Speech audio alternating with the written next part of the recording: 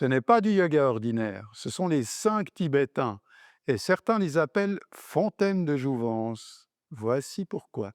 Dans cette vidéo, je vais vous partager l'une des séquences les plus complètes et les plus mystérieuses du monde du yoga, les 5 rites tibétains.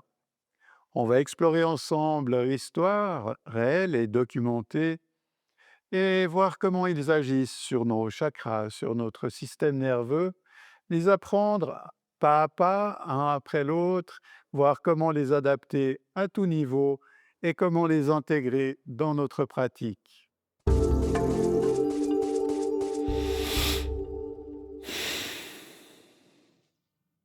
Commençons par leur histoire, à la fois fascinante et souvent mal racontée. En 1939, un auteur américain nommé Peter Kelder publie un petit livre intitulé L'œil de la révélation. Il raconte l'histoire d'un colonel britannique qui aurait rencontré dans un monastère isolé du Tibet des moines d'une vitalité extraordinaire. Et ces moines lui auraient transmis 5 exercices secrets qu'ils appelaient les 5 rites. Soyons honnêtes, nous ne pouvons pas vérifier l'origine exacte de ces rites dans les textes tibétains classiques. Leur transmission documentée date du livre de Kelder. Cependant, c'est très intéressant de voir que ces mouvements qu'ils décrivent correspondent parfaitement à des techniques de hatha yoga, de tantra tibétain et même pour certaines de qigong. Ce qui est sûr, c'est qu'ils s'inscrivent parfaitement dans la logique des vayus et des chakras. Ce qui est certain, c'est que cette technique s'est répandue dans le monde entier depuis les années 1970 et a généré une quantité incroyable de témoignages de vitalité et de régénération physique.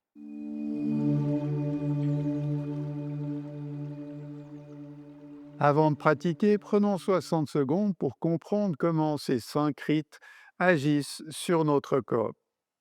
Selon la philosophie du yoga, nous avons 7 centres énergétiques principaux, 7 chakras, qui sont placés le long de la colonne vertébrale. Et nous avons 5 mouvements de prana dans le corps, les vayus, qui régulent chaque fonction: la digestion, la respiration, l'élimination, la parole et la vitalité. Chacun de ces 5 rites active une combinaison chakra-vayu spécifique. Ensemble, ils créent un cycle complet de stimulation énergétique, en partant du chakra racine jusqu'au chakra couronne. C'est pourquoi ils sont souvent pratiqués le matin. Ils servent littéralement à allumer l'ensemble du corps.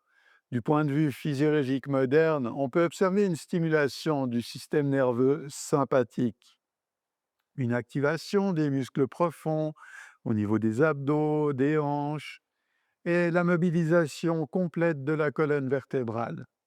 La science et la tradition yogique convergent ici.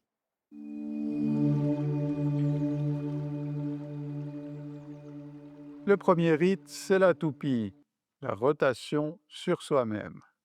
Le premier rite est le plus surprenant et souvent celui qu'on ose le moins faire en public. On commence debout, les bras tendus à l'horizontale, les paumes de main qui regardent le sol. Tu vas tourner sur toi-même dans le sens horaire, c'est-à-dire de la gauche vers la droite. Le regard suit une de tes mains pour t'aider à l'équilibre. Après tes rotations, place tes mains en namasté devant le sternum. Respire profondément et si c'est possible pour toi, ferme les yeux et sens cette stabilisation qui revient. Si tu es débutant, commence par 3 rotations, puis fais une pause, respire, sens ton corps se stabiliser. Puis tu peux aller vers des versions plus avancées, progresser gentiment jusqu'à 21 répétitions, mais ne force jamais et si tu sens des vertiges, réduis le nombre de rotations. Le deuxième rite, la jambe levée. Allongé sous le dos, les mains sous les fessiers ou de chaque côté du corps, les paumes vers le bas et bien ancrées. À l'inspiration, tu lèves la tête en amenant le menton vers la poitrine. Les épaules se soulèvent aussi légèrement et simultanément, tu lèves les jambes tendues à la verticale aussi haut que possible. Le bas du dos reste bien ancré, tu tires le nombril vers la colonne. À l'expiration, tu redescends lentement, tu relâches la tête, tu allonges les jambes vers le sol sans les poser complètement entre les répétitions. La respiration et le mouvement sont parfaitement synchronisés. C'est là toute la puissance de ce rythme. Ce n'est pas un exercice d'abdominaux ordinaire, c'est une pratique pranayamique en mouvement. Si tu débutes avec cet exercice ou que tu sens des tensions dans le bas du dos, tu peux le faire avec les genoux fléchis et tendre les jambes par la suite.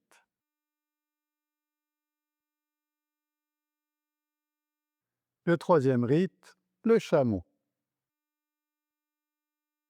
Sur les genoux, avec les orteils en flexion ou en extension, selon ton confort, les mains qui sont sur les cuisses et le bout des doigts qui pointent vers le bas. À l'inspiration, tu inclines le torse vers l'arrière, tu laisses la cage thoracique s'ouvrir, la tête qui bascule tout doucement en arrière.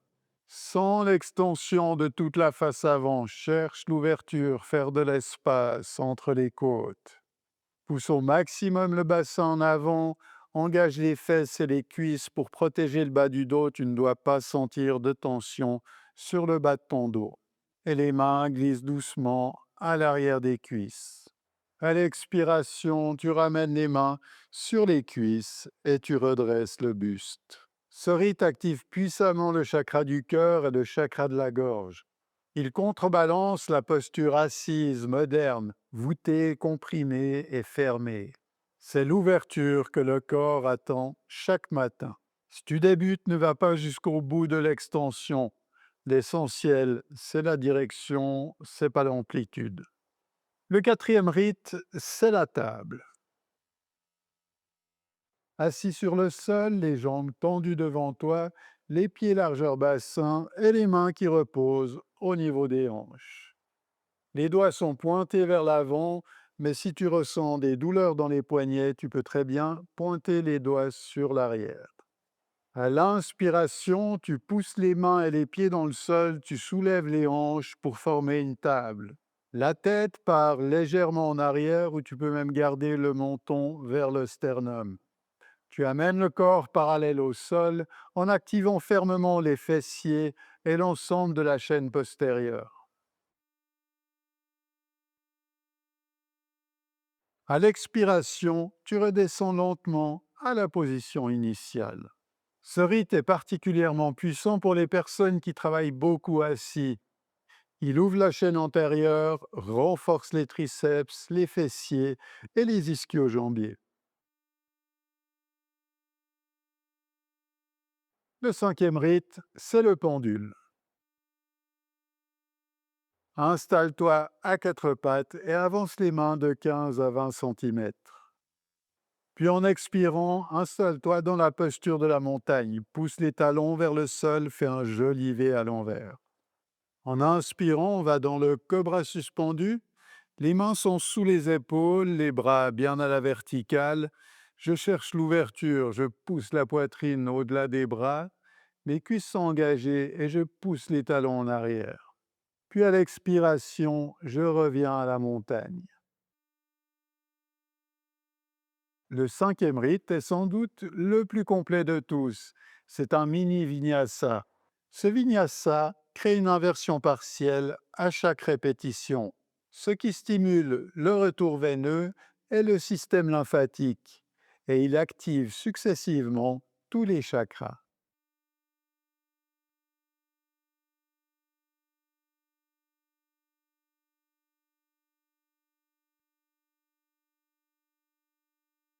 Si tu débutes ou que l'exercice est difficile, tu peux le remplacer par la position Shavash pour protéger le bas de ton dos.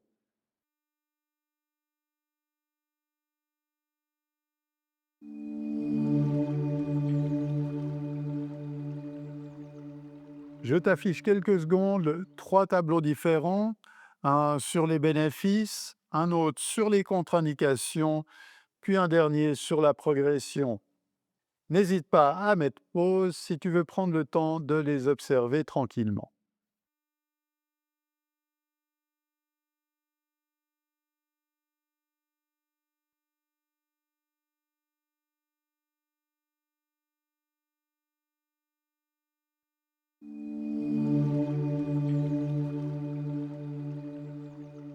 Maintenant que tu connais ces 5 rites, voyons comment les intégrer à la vie.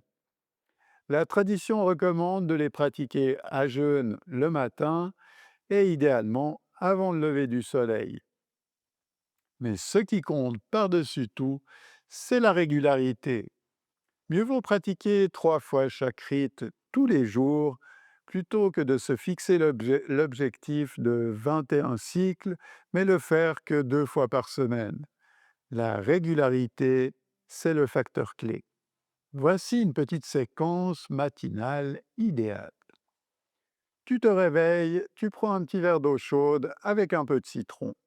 Ensuite, tu peux effectuer quelques cycles de respiration yogique ou une adishodhana si tu le pratiques, quelques minutes.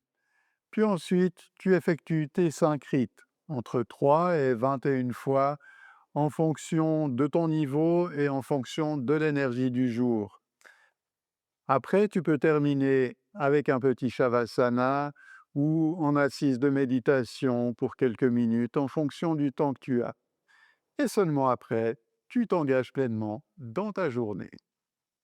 Il y a beaucoup de témoignages de personnes qui disent avoir un regain d'énergie en seulement 3 à 4 semaines de pratique.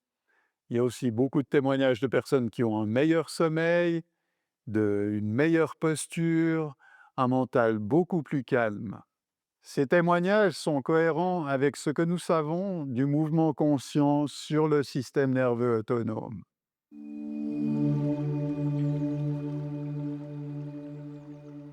Voilà, tu as maintenant tout ce qu'il te faut pour commencer à pratiquer ces 5 tibétains dès le matin. Commence par 3 répétitions et puis, en fonction de l'évolution de tes ressentis, augmente la quantité jusqu'à 21. Généralement, on ne dépasse pas les 21 fois. Et surtout, laisse-moi un petit commentaire, ça peut être qu'un smiley, n'importe quoi. Ça aide beaucoup au référencement et ça me motive à faire de nouvelles vidéos. N'hésite pas à regarder toutes les autres vidéos de notre chaîne et je te retrouve très bientôt. Namasté.